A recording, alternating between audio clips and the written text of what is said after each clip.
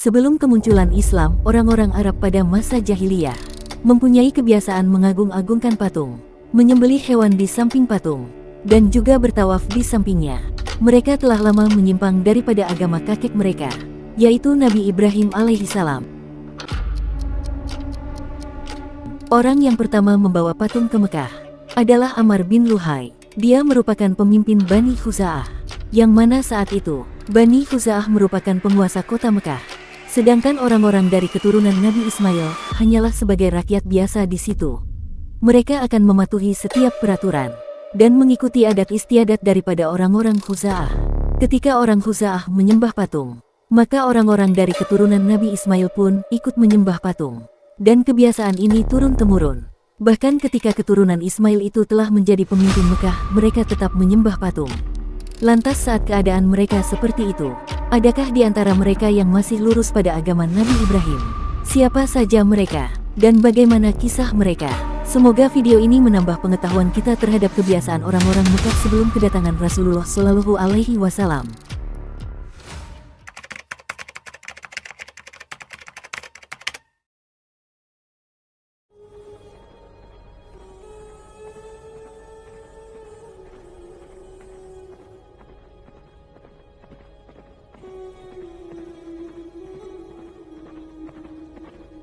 Ada 4 orang dari orang-orang jahiliyah yang sadar akan ketidakberdayaan patung-patung tersebut.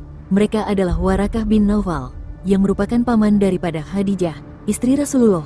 Kemudian Ubaidillah bin Jahsy, yang merupakan mantan suami daripada Ummu Habibah, istri Rasulullah. Kemudian Utsman bin Al-Huwairis, dan terakhir Zaid bin Amr bin Nufail.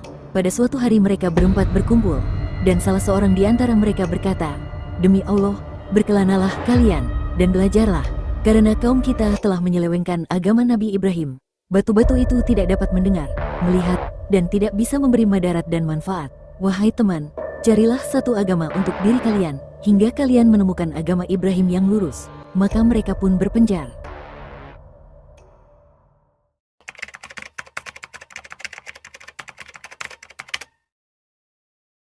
Warakah bin Naufal mulai mencari agama Nabi Ibrahim, dan dia pun bertemu dengan beberapa pendeta Nasrani. Lalu dia mempelajari kitab dari mereka, menyalin dan menulis kitab-kitab tersebut dengan bahasa Arab, hingga Warakah bin Naufal menjadi seorang yang sangat alim terhadap Alkitab. Dia paling mengetahui tentang seluk-beluk Alkitab, hingga Rasulullah memimpikannya Warakah bin Naufal yang memakai pakaian yang sangat putih. Ini menunjukkan betapa mulianya beliau di sisi Allah. Dia sering melihat beberapa orang soleh dari kalangan orang-orang Nasrani kala itu memperbincangkan dan menunggu kedatangan seorang nabi akhir zaman yang masanya itu sangat dekat dengan mereka. Lalu dia pun mencari sifat-sifat kenabian itu, dan dia temukan sifat itu pada Rasulullah Muhammad bin Abdullah. Lalu dia memanggil keponakannya yang bernama Khadijah dan menyuruh Khadijah untuk melamar Nabi Muhammad, hingga Nabi Muhammad pun menikah dengan Khadijah. Di usia Nabi Muhammad 40 tahun, Rasulullah menceritakan kepada Warakah apa yang dia lihat di Gua Hira. Lalu Warakah berkata, "Itu adalah malaikat yang diturunkan juga kepada Musa. Seandainya aku mendapati masa demikian, ketika engkau diutus, dakwahmu tersebar dan engkau dimusuhi, maka akulah yang pertama menolongmu." Lalu Rasulullah bertanya, "Apakah aku akan diusir?" Warakah menjawab, "Ya benar, tidaklah datang perkara ini pada seseorang terkecuali dia akan dimusuhi."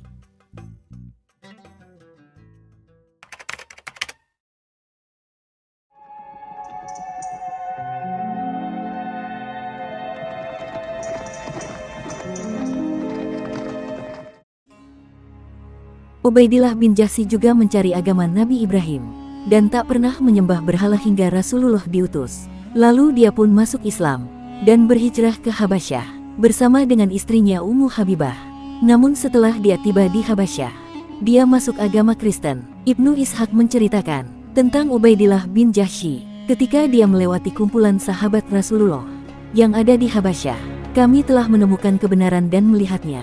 Sedangkan kalian sedang berusaha melihat kebenaran, tapi tak bisa melihatnya." Lalu Abdullah bin Jahsy pun meninggal dalam keadaan Nasrani, dan dia meninggalkan seorang istri yang tetap Islam, hingga menjadi istri Rasulullah Shallallahu Alaihi Wasallam, dan dia bernama Ummu Habibah. Sedangkan Utsman bin Al-Huwairits menemui Kaisar Romawi kemudian masuk agama Kristen dan memperoleh kedudukan terhormat di sisinya.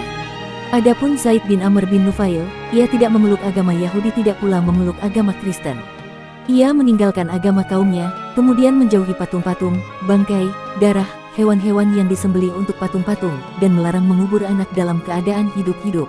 Ia berkata, "Aku menyembah Tuhan Ibrahim." Ia menentang kaumnya secara terang-terangan dan mengkritik mereka.